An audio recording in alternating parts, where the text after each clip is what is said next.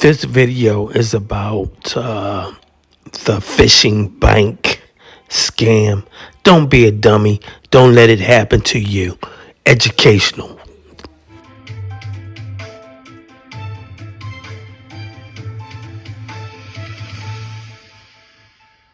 $1,000 through a sophisticated phishing scam. The question now, can Chase Bank help them recover their money? By the time a Jefferson County man realized that the Chase Bank fraud team that he was talking to was actually the scammers themselves, he was out more than $137,000. Yeah, problem solver investigative reporter Rob Lowe spoke to the FBI. The couple scammed and Chase Bank about a fraud so clever that it could happen to any of us. Yeah, $137,000 is a loss nobody can absorb. Chase Bank is still investigating to see if it can recover any of the funds, but that money's likely overseas. Scott and Kate Zoll want you to know what happened to them so that it doesn't happen to you. So there were 11 wire transfers in total, 2 on our personal accounts, 9 on our business accounts. We lost close to $140,000. How devastating is that for you, Kate? Every day we just wake up and feel like we're living kind of a nightmare right now.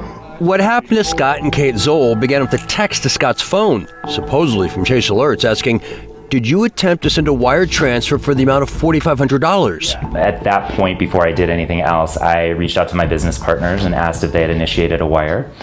They had not, so I then called the bank branch to see if they could see any activity on my account. That was smart. Chase Bank immediately gave him the number to its fraud department.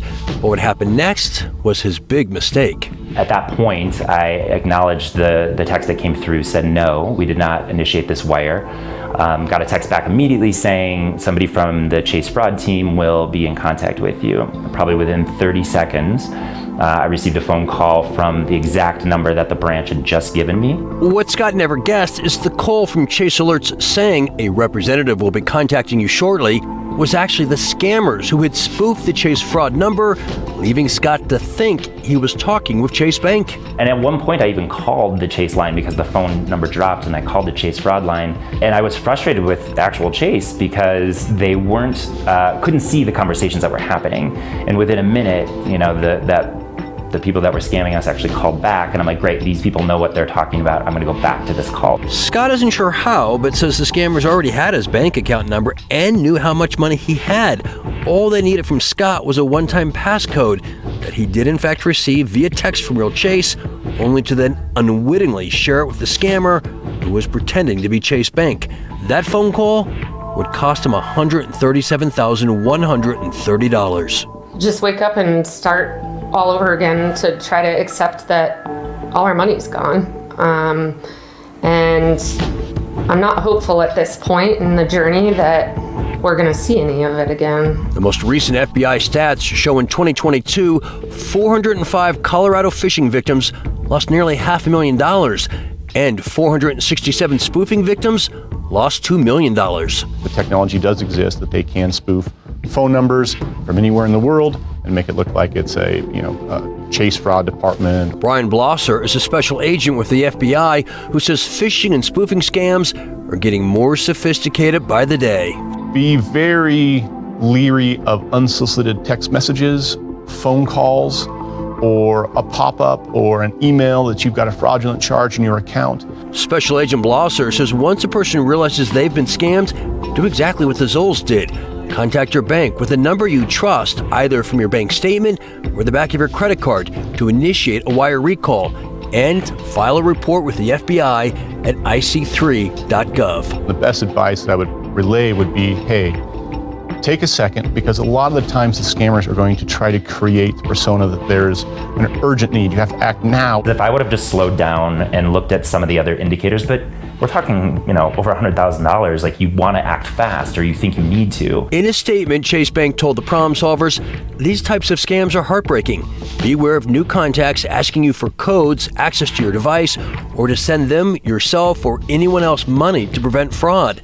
Chase, other banks, law enforcement, and technology companies won't ask you to do this, but scammers will. Like cash, wires are final payments and are rarely successfully recalled once sent. I have to work 10 times harder than I was working, to get back to where I was, not even ahead. just to get back to where we were. There is a special place in hell for the people that can do this to someone. For those of you wondering about FDIC insurance up to $250,000, that doesn't apply to scams. That only helps if your bank has gone out of business.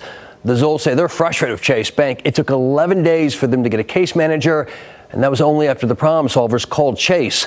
We have more tips on how to protect yourself at our... A crucial reminder here, help is available if you or anyone you know is a victim of domestic violence. You can call the phone number there on your screen or simply text the word START to 88788. Whatever you do, don't let this phishing bank scam happen to you.